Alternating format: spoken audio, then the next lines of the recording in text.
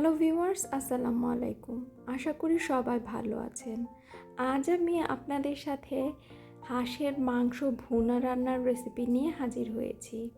শীতে সবাই আমরা কম বেশি হাঁসের মাংস ভুনাটা খেয়ে থাকি, কিন্তু অনেকেই আছে যারা হাঁসের মাংস রান্না করার পর এটা গন্ধের জন্য খেতে পারে না।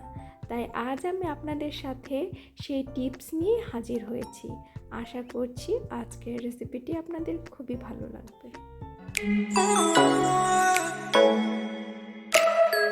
হাঁসের মাংস রান্নার জন্য আমি এখানে একটা স্পেশাল মশলা তৈরি করব। সেটার জন্য আমি এখানে 3টা বড় সাইজের পেঁয়াজ নিয়েছি। পেঁয়াজগুলোকে আমি 4 ফালা করে কেটে নিয়েছি।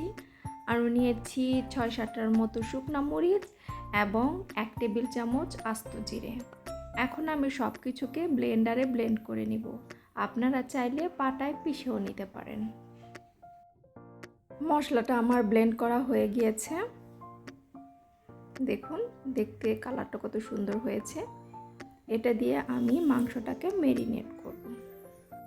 হাঁসের মাংস রান্নার জন্য আর কি মশলা লাগবে এখন আমি আপনাদের সাথে সেটি শেয়ার করব।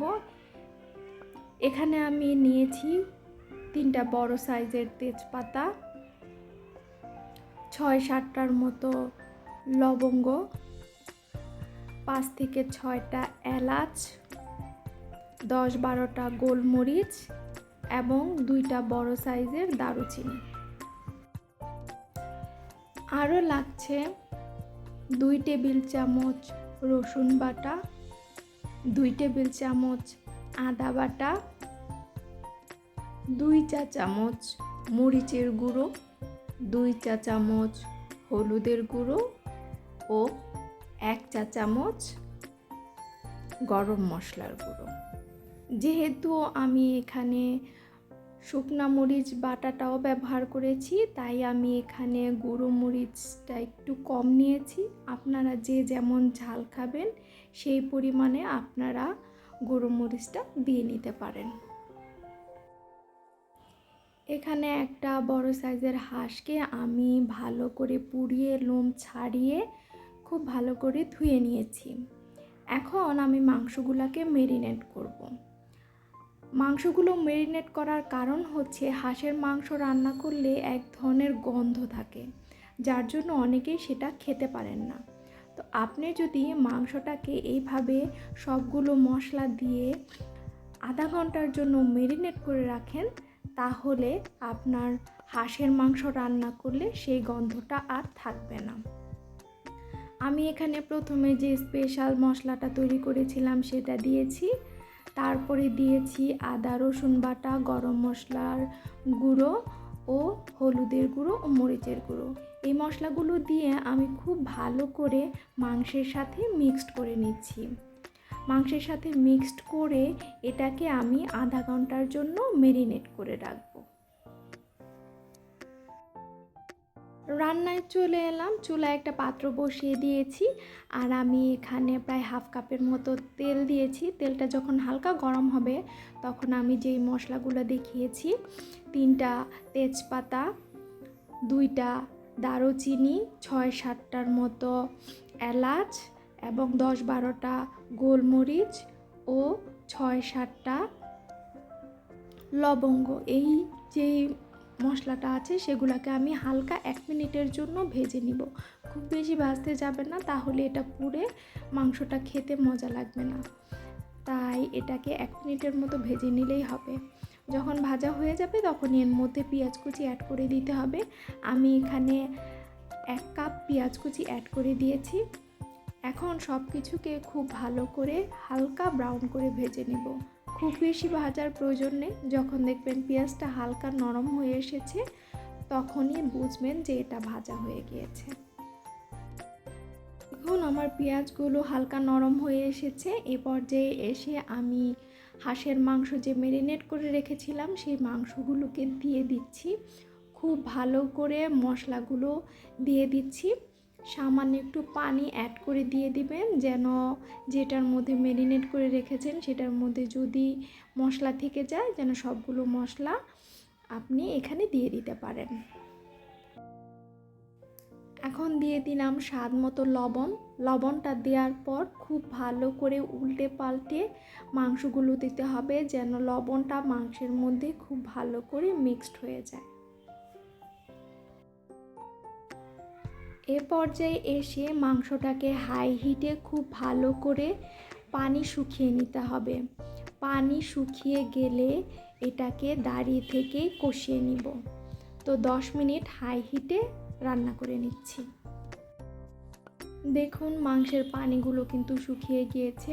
তো এ পর্যায়ে এসে চুলার জাল মিডিয়াম টু হাই হিটে রেখে দাঁড়িয়ে থেকে খুব ভালো করে কষিয়ে নিতে হবে। মাংস রান্নার মূল স্বাদই কিন্তু নির্ভর করে কষানোর উপর। আপনি মাংসটাকে যত ভালো কষাবেন সব মশলা মাংসের ভেতরে ঢুকবে এবং সুন্দর একটা স্মেল বের হবে এবং মাংসটা খেতেও খুব মজা লাগবে।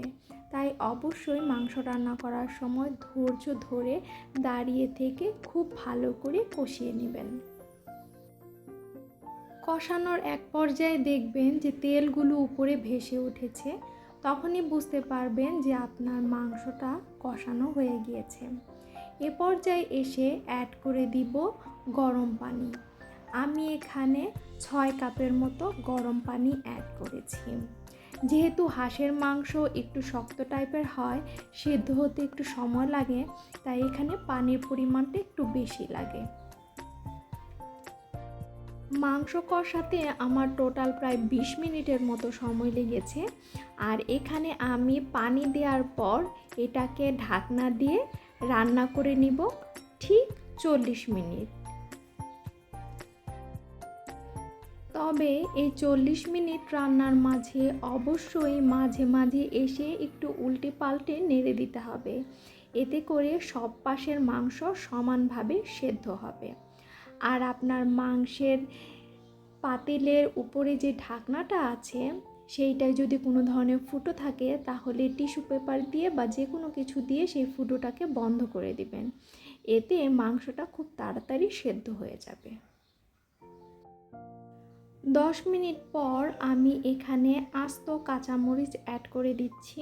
কাঁচামরিচটা দেওয়ার কারণে সুন্দর একটা স্মেল বের হবে, এতে করে মাংসটা খেতে খুবই মজা লাগবে। এখন আমি সামান্য একটু নেড়ে চেড়ে এটাকে আবার ঢাকনা দিয়ে দিচ্ছি। এখন টানা 30 মিনিটের মতো এটাকে ঢাকনা দিয়ে রান্না করে নেব। আমার মাংসটা কিন্তু রান্না হয়ে গিয়েছে। টোটাল আমার 1 ঘন্টার মতো সময় লেগেছে এই মাংসটা রান্না করার জন্য। দেখুন কি সুন্দর উপরে তেল ভেসে উঠেছে এবং কালারটাও খুব সুন্দর হয়েছে। আর আমি এখানে লাস্টে আর ভাজা জিরার গুঁড়ো অ্যাড করিনি, যেহেতু আমি আস্ত জিরে বাটা দিয়েছি, তাই আমার কাছে মনে হয়েছে এটাই যথেষ্ট। জিরের গুঁড়োটা দিলে আরও বেশি এক্সট্রা হয়ে যাবে, তাই আমি এখানে ভাজা জিরার গুঁড়োটা অ্যাড করিনি। আপনারা যদি চান সেক্ষেত্রে আপনারা ভাজা জিরার গুঁড়োটা এখানে অ্যাড করতে পারেন। তো চলুন মাংসটাকে আপনাদেরকে সার্ভ করে দেখাচ্ছি। হাঁসের মাংস যদি এইভাবে রান্না করেন তাহলে আর কোনো ধরনের গন্ধ থাকবে না এবং খেতেও মজা লাগবে। আশা করছি আজকের রেসিপিটি আপনাদের খুবই ভালো লেগেছে। ভালো লাগলে চ্যানেলটিকে সাবস্ক্রাইব করে পাশেই থাকবেন, ভিডিওটিতে লাইক দিবেন, কমেন্ট করবেন, শেয়ার করবেন। আজ এই পর্যন্তই। পরবর্তীতে আবার নতুন কোনো রেসিপি নিয়ে হাজির হব। সে পর্যন্ত ভালো থাকুন, সুস্থ থাকুন। আল্লাহ হাফেজ।